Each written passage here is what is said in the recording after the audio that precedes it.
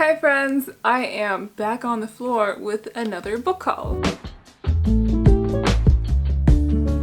So welcome to the channel. We are going through all the books that I have gathered over the last 2 months. Gathered? That sounded so weird, as if I went outside and picked them up from the ground or like picked them off of trees or something. It's not that simple, is it? I wish. But no. But I have collected myself about 22 books over the past 2 months. So some are pre-orders, some are special editions from book boxes, and some were bought on a whim at the bookstore because there was a sale. But we're here. I'm gonna stop talking.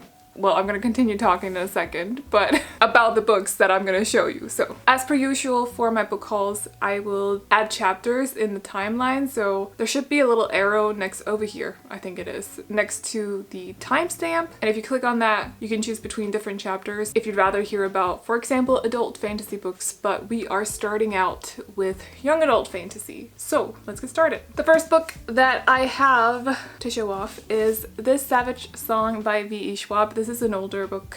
I've been wanting this for a while, but whenever I try to find it, for some reason they wouldn't send it to Denmark. So I finally found it. I'm super excited to read it. My problem is I can't get my hands on the sequel. So that sucks a little bit. But anyway, I don't know much about this other than it has something to do with music, something about there's a guy who plays the violin, I think, and his music, does it kill people? I don't really know, but I feel like I've heard people summarize it before where I thought that sounds very interesting, so I got my hands on it because I really want to read it, but I don't really fully know the plot, and honestly, I don't really want to fully know. I do know, though, that I love V.E. Schwab's work, so I feel like this is going to be a hit for me. And that is why I was really looking forward to getting my hands on it. But that's The Savage Song by V.E. Schwab. Oh, and also, by the way, I completely forgot to say at the start of the video, but if you want like links to these books on Book Depository or US Amazon, I always leave them in the description box. I'll try to leave some subgenres too, so it's not just young adult fantasy, so you can see what other stuff is in the books, if you will. But you can always find them in the description box. The second book I want to talk about is A Far Wilder Magic by Allison Saft. And this book, I feel like I'm gonna have issues explaining the plot, but we follow our lead girl and lead guy. Our lead girl spots a mythical creature close to her village. I'm guessing it's a village. And she knows that by spotting this creature, there's this hunt that takes place, and it's gonna start soon after. So to join this hunt, you need to be a team of 2. You need to be a hunter and also an alchemist.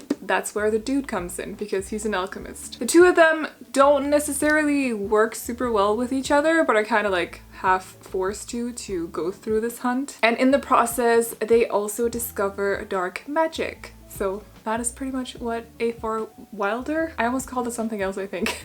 A Far Wilder Magic is about. Allison Saft also wrote Down Comes the Night, which I've not read, but have heard about. So I found out that they were coming out with another book and I decided to pre-order it, and it arrived pretty recently, so haven't really gotten a chance to read it yet, but I'm excited to.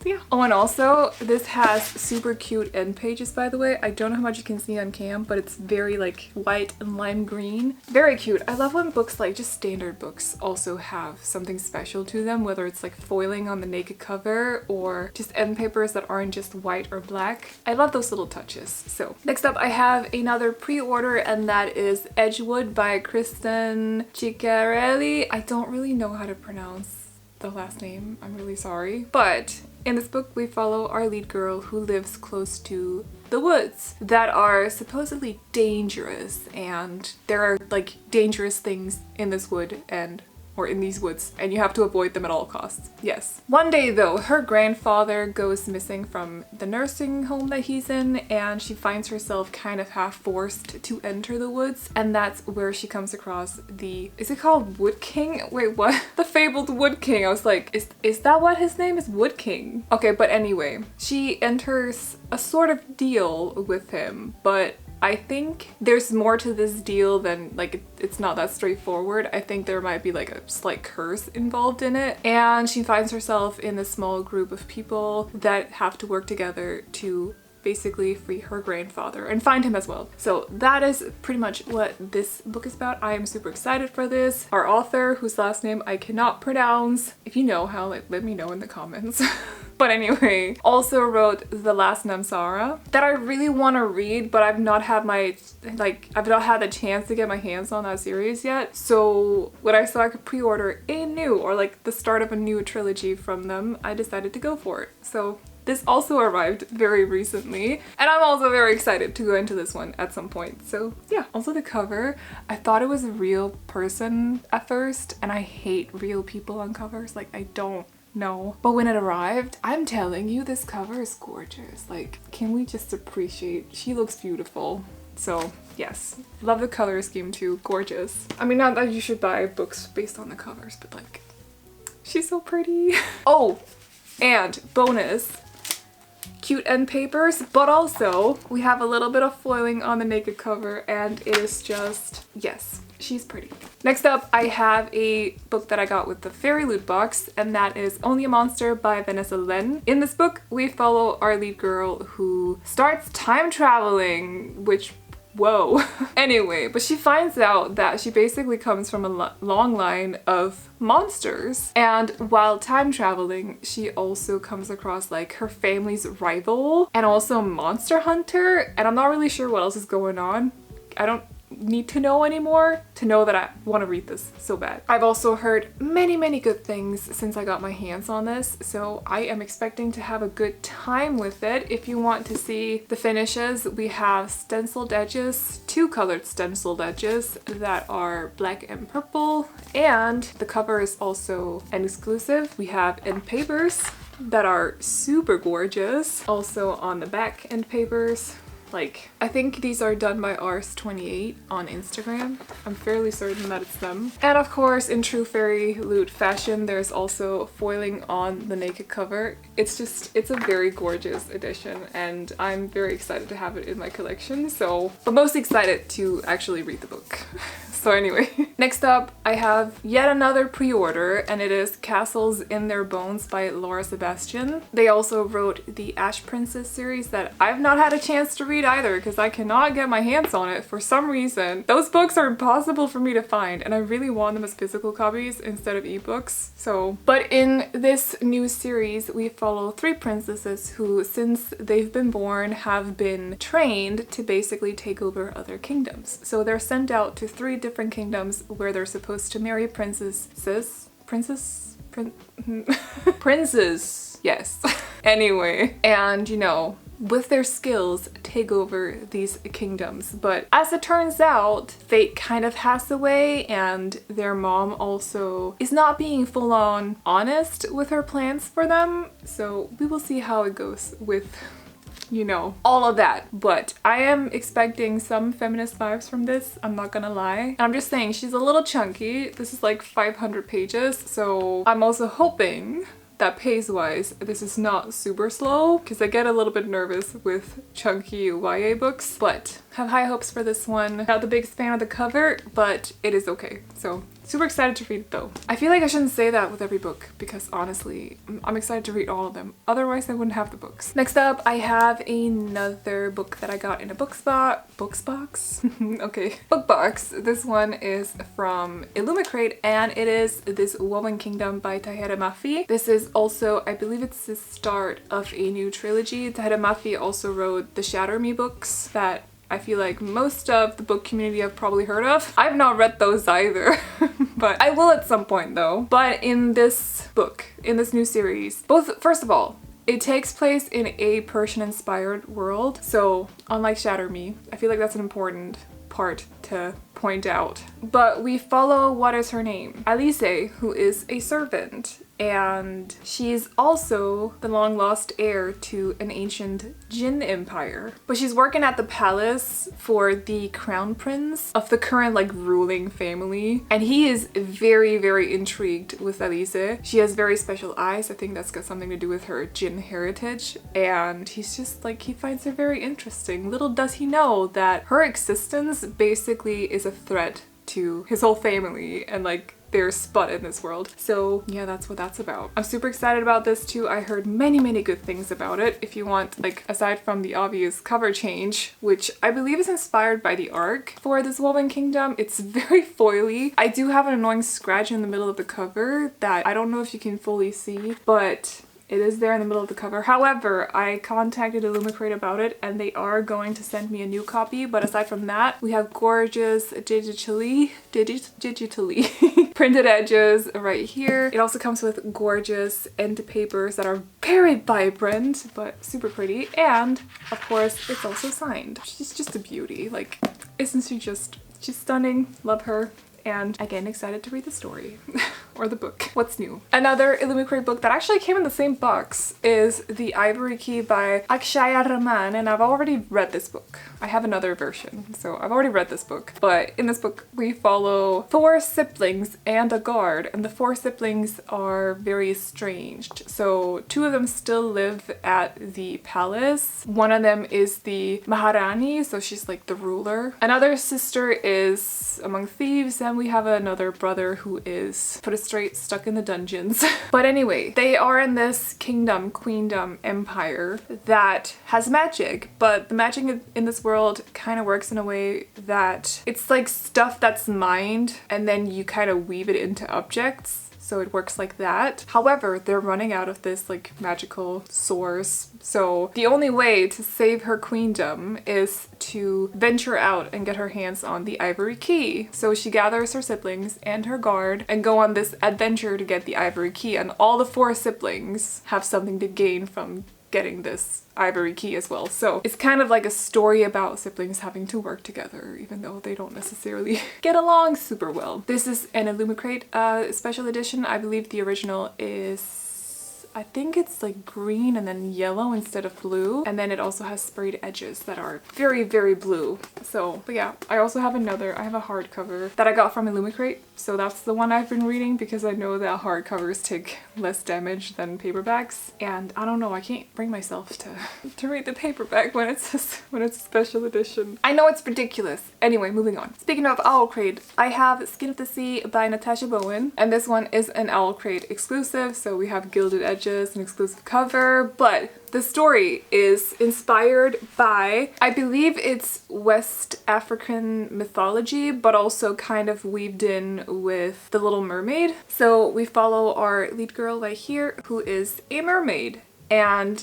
where she is, mermaids are kind of tasked with snatching up or collecting souls of sailors that fall into the sea. But then one day, an alive boy falls into the sea. Like he's still alive, so obviously she can't collect his soul. And instead, she chooses to save his life. But this lands our girl in some trouble, and she has to go to somewhere to kind of make amends for that. But also this guy knows way too much about what the mermaids are doing in the sea, and there's a whole thing. I'm excited to read this, have not yet. She's gorgeous though. Will say I like it a lot better with the dust jacket on. I am not super happy with this kind of stuff on the naked covers, but also my favorite part is hands down the inside dust jacket art. Like if they put this on the cover, I'd be like, yes, because she's gorgeous. Like this is beautiful. So, and also the end papers look like this, like water. She's pretty. I'm excited. Just haven't gotten around to it yet. Then I have just a couple more, like 2 more young adult books before I have 1 new adult. And I picked up Sky Beyond the Storm, or A Sky Beyond the Storm by Sabaa Tahir, and this is the last book in the Ember Quartet. I'm not gonna summarize them because honestly I don't remember the first one that well. I read it in like 2018, I think, along with the second one, or maybe it was 2019. No, it has to be 2018 or 2019. I don't remember, but I enjoyed the first 2 books. I've heard that the third one is better. I just never got to it, even though I have it on my Kindle, but I stopped reading the second book at 95%. Who does that? So I was like, I'm gonna get the 4th one because now I can finally read from like 1 to 4, and I'm looking forward to it so insanely much because I really fully enjoyed the first 2 books, and if they only get better, then you know that's amazing. But yeah, what I will say is enemies to lovers, lots of sand, adventure, something about a kingdom that is just not really functioning that well, and slavery too. So I'm looking forward to reading that so much. I really gotta get on that. Like it's ridiculous that I haven't read the Ember Quartet yet. Finished it at least.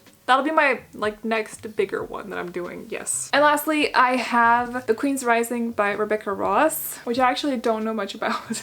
not gonna lie. This was available, like it's been on my TBR or my like I wanna buy list for a long time, and I've been looking at a German shop through Amazon that sells used books. So they had this for a very low price and I just kind of jumped on it. But I have a few Rebecca Ross books in my collection by now, and I think, as far as I remember, I heard lots of good things about this duology. So the Queen's Rising and also the Queen's Resistance. I'm just waiting for the Queen's Resistance to also go on this shop. At some point it'll be there. A cool note is that it has deckled edges, which I don't know, like that's a little bit extra. I was not expecting that. So pretty cool, but I don't really know what it's about. I don't need to know. I'm looking forward to it nonetheless. Then I have another book that I don't really know much about, but it's a new adult, and that is A Shadow in the Ember by Jennifer L. Armentrout. I'm planning on reading this month. It's got something to do with From Blood and Ash. I believe it's a prequel, and you follow Nyctus, who is a primal, kind of like a god, and also another maiden whose name is Seraphine, I think. Seraphina. But that's all I want to know. So I'm not, for this video, like not even for this video, I am not going to read the synopsis because I don't want to know. I want to go in this blind and feel things. From Blood and Ash, at least like the first two and parts of the third book. I've not read the fourth book yet. Please don't ruin it. Please don't spoil it. I have heard things. Please don't do it. But I love those books so much, the first two and also partly the third one. So I'm expecting good things from A Shadow in the Ember. She's kind of heavy, I'm not gonna lie. All her books in this series are like really thick. They're all like 600 pages each. A bit more than that actually. Then for adult fantasy. Also, my neighbors are having a party. I'm recording this on Saturday night because I don't party. But if you can hear it, that's what's going on. We're just gonna ignore it.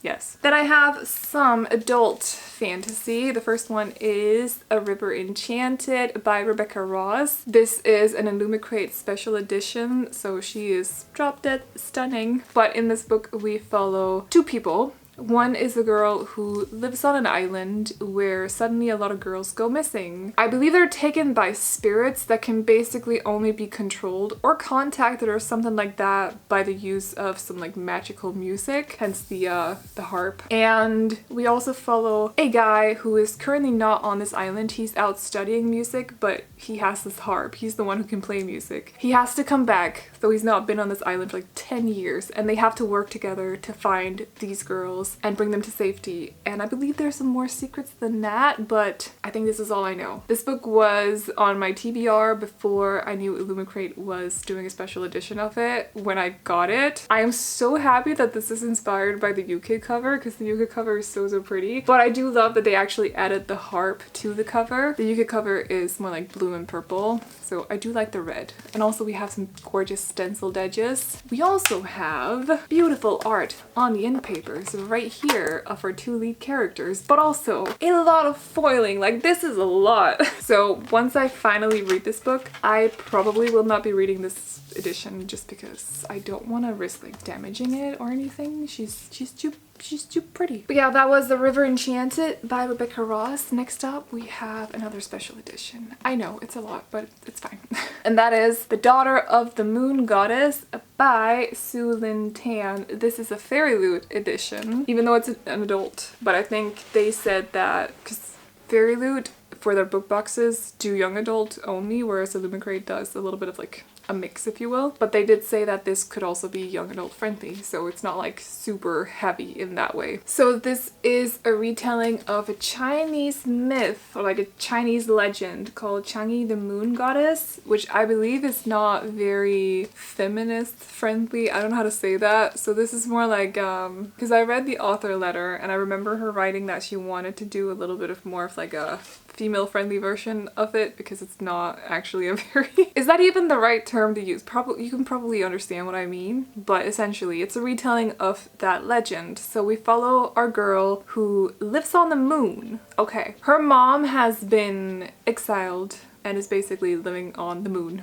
Right? On the moon? I'm like, it just sounds so weird. Raised on the moon, okay. I'm just like, I feel like I remember she's on the moon, but then when I said it, I'm like, is she really on the moon? Okay, but anyway, she's on the moon, where she's being raised, and basically this is because her mom was exiled for stealing a potion of immortality. However, her name is Xingying, by the way. Her magic flares up and this kind of causes her to have to go back to the Celestial Kingdom where she has to train with the Celestial Emperor's son. And all of this is basically so that she can save her mom as well. But there's a lot more to it than that. Something about forbidden magic as well. And I'm pretty sure that the Celestial Emperor is not necessarily the best of people, but I'm also expecting a bit of an enemies to lover situation with our Xingyin and also the Emperor's son, but what do I know? It's not like, you know, there's some gorgeous in paper art with them together or like a super romantic in paper art back here with them together either. I don't know. I don't know where I'm getting this idea that they're gonna end up together, but I definitely am. So also my favorite part is probably the edges because my gosh, like gorgeous. They're so beautiful. Oh, and also we have a little bit of foiling on the naked cover here too. It's such a pretty edition. This is probably one of my like most beautiful books and Fairy Loot did not let me down with this one. Definitely prefer this color scheme over the OG one, which is more like green and pink, I want to say. So this is a little bit more, and also gold, whereas this is a little bit more like lavender purple tones and also rose gold. It's such a good combo. So not gonna read that edition either. She's just for decor. Gotta keep her safe. Yes. But I am planning on reading it at some point. Very, very soon, actually. I'm looking forward to it a lot. Speaking of exiled princesses, I also have The Jasmine Throne by Tasha Suri, which I'll admit I mainly bought because I know Illumicrate did a version of it, and then after that I heard a lot of good things about the book. But I also heard some not so good things about it. So now I'm kind of like a little bit nervous, but also very excited for it nonetheless. I'm just gonna read the little insert of like the little bit here at the start because that's all I need to know. A ruthless princess seeking to steal a throne, a powerful priestess seeking to save her family. Together, they will set an empire ablaze. That is literally all I need to know. I'm looking forward to it. This is also sapphic, so I am just... Oh, and it's blurred by Chakraborty. I am looking forward to this so insanely much. Just need to like fit it into my reading plans, honestly, because she is a little chunky. I think she's about 600 pages or something, so it's gonna take a little bit of time, but very much looking forward to it. My last adult fantasy books, these are technically urban fantasy. Some would probably call them new adult. I call them adult because our lead character is 25, so I feel like that's... Or maybe she's not. Oh, she's 23. Actually, I don't remember, but it doesn't really matter. I feel like these are adults, so that's where I'm putting them on my list. But they are A House of Sky and Breath by Sarah J. Maas. I have the UK and the US version, not necessarily super by choice, but that's just how it ended up being, so here we are. But I mean, like, the covers are literally the same. Like, okay, the shine is a little bit different. This is matte. The US version is a little bit matte, whereas this is definitely more shine, but like they're pretty much the same, let's be honest. Anywho, this is the second installment in the Crescent City series that House of Earth and Blood I loved so much. Straight up 5 stars. Like, Bryce is my queen. So I am reading this hopefully by the start of next week. Hopefully. I'm so behind on this, but it also took the book a month to get here. So I, however, loved the first one so much. Basically, I think this has nothing to do with what happens in the first one whatsoever, but if you like Sarah J. Maas, obviously, yes. If you like broody men, you know, this book got you. If you like angels, fallen angels, and fae, and every single creature there is in every single book ever. It's probably in this one. The first one is a little bit of a, almost like a murder mystery, but mixed with enemies to lovers, kind of unfriendly to lovers, but also a lot of intrigue. Like, I almost want to call it like a fantasy murder mystery, kind of. But I have no idea what this one is about. Don't want any spoilers. Don't be rude. I'm only looking forward to reading about Bryce. That's pretty much what that's about, because I love her. My list of SJM characters is basically like, or the lead female characters. Obviously Aelin, but then Bryce, and then Nesta, and then Feyre. So Bryce is pretty high up there. I'm looking forward to reading it so much. Then I have one murder mystery actually, and that is A Good Girl's Guide to Murder by Holly Jackson. And this was a little bit bought on a whim because I've heard so many good things about this series, but essentially a schoolgirl was murdered and someone was charged with the murder. However, 5 years later, our lead girl, is kind of picking up this case. She doesn't fully believe that the police actually got the right person. So she picks up the case for basically like a school project, and secrets start to unravel. And I'm looking forward to this so much. Like, yes, a closed case, an A-grade student who won't let it go. Also bought this because I'm currently still reading Truly Devious and I'm enjoying it so much that I needed some more YA murder mysteries. So here we go. If you know any other good YA murder mysteries, let me know in the comments. Like, let a girl know. Help a girl out, you know? I need more of those murder mysteries. Who would have thought? It's not like I'm obsessed with true crime or something. That was sarcasm, by the way. I am obsessed with true crime. Just need to point that out. Let's move on. I have one historical fiction book, and that is The Red Palace by June Hoor. I'm not really sure how to pronounce their last name, but I've heard many good things about the author, so I decided to pre-order The Red Palace. I believe it came out in January, so I haven't actually, I haven't had a time or a chance to talk about this book yet, which feels weird. But basically, we follow Hyun, who is the nurse at the palace. This takes place in 1758 in Joseon, which to me sounds Korean. Correct me if I'm wrong. I'm pretty sure it's Korean though. Hyun sounds very Korean. Yes. Anyway, we follow the nurse, Hyun, who works at the palace. Yes. But on a dark and stormy night, 4 women are murdered. So she has to work together with a police inspector called Ojin to figure out who committed these murders, and slowly signs are pointing towards the crown prince. So we got a little bit of a murder mystery historical fiction going on in this one that I've heard many good things about as well, so I'm super excited that I have my hands on it. I actually have 2 of them because I got a damaged copy because of the delivery company here in Denmark. I'm not gonna get into it, but they did a dum-dum and my book got very wet. I wonder what happened, but anyway. So they didn't want to replace it, which, yeah. But Book Depository was nice enough to send me a new one, so thank you so much to Book Depository. Can highly recommend them. And then I have 4 contemporary books. The first one is also an Illumicrate edition, and this is Delilah the Green Doesn't Care. Oh, and this is by Ashley Herring Blake, by the way. I love this cover. Like, I think I said this in the unboxing of my Afterlight February, but I just love how, like, polar opposites these 2 girls are. Women. But basically, we follow Delilah, who has a stepsister, I believe it's her stepsister, who's getting married, and instead of inviting Delilah to the wedding, they get her to basically do the wedding photography. She's also a photographer, but I feel like she's not really being treated super well at this wedding. But then she meets, hold on. What's your name? Claire, who is a very busy single mother, and the 2 of them just vibe really well and are kind of like bringing something positive into the other one's life. So that's what that's about. This is adult. I feel like when it comes to contemporary, because the other ones, well, this is young adult, I forgot to say. But with my contemporaries, I only have adult because I just prefer adult contemporary over young adult contemporary. I don't know what it is. I just do. So anyway.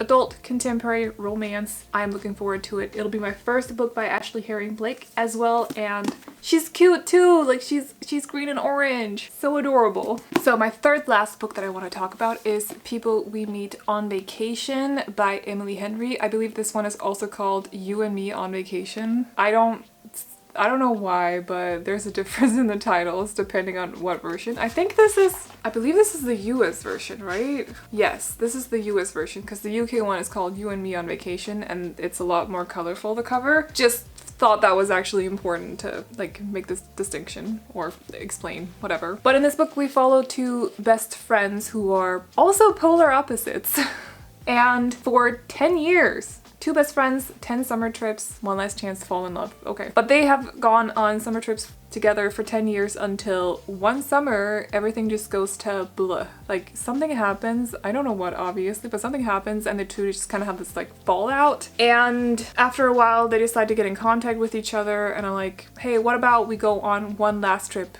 and see what happens? And that is what this book is about.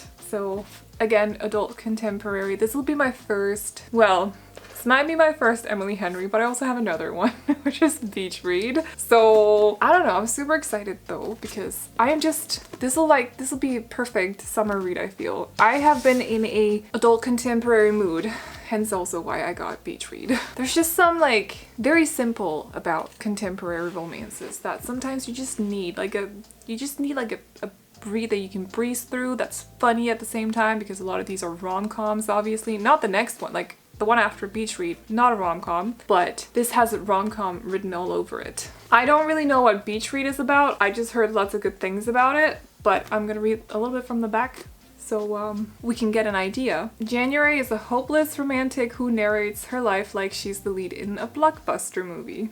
Same. Not really. Anyway, Gus is a serious literary type who thinks true love is a fairy tale. Same! My gosh. But January and Gus have more in common than you'd think. They're both broke. Oh my god, same! They have crippling writer's block and they need to write bestsellers before summer ends. Again, another summer read. I feel it in my bones, and I heard many good things about this last summer because I believe it came out in 2020. I'm looking forward to it. Also looking forward to, even though I haven't read those ones, I can look forward to books from authors whose books I own but have not read. I can look forward to their future releases. So there'll be another one called Book Lovers. I think it's coming out. Actually, I think it's coming out in May. I need to get my hands on it. I'll find a way.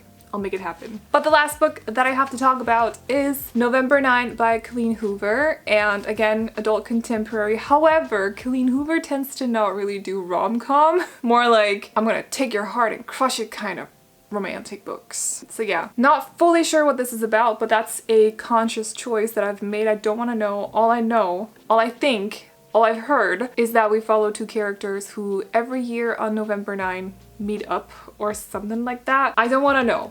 I feel like a friend of mine told me that and said that this was a good book, that I needed it. So now I got it and I don't really know what it's about, but that's okay. So that is the last one of my books for this book haul. Kind of anticlimactic to end off on a book that you don't want to explain the synopsis of, but hey, here we are. So yeah, I hope you all enjoyed this one. There will be more book hauls in the future, although a little bit more spaced out than they usually are. But there will be more, so I have some more pre-orders and book boxes coming in, so I'll have more books to show off in the future as well. But I hope you enjoyed this video. If you have any book recommendations for me, let me know in the comments. If you loved any of these books or hated them, let me know too. So yeah, that is all. If you did enjoy the video, feel free to give it a thumbs up. And also, if you're new here and you want to hang out with me and nerd out and talk about books with both me and everyone in the comments, definitely consider hitting the subscribe button. But I gotta go. My neighbors are driving me crazy. I need to put on my headphones. So I'm gonna jump off, but I hope you enjoyed the video and I'll see you all in the next one.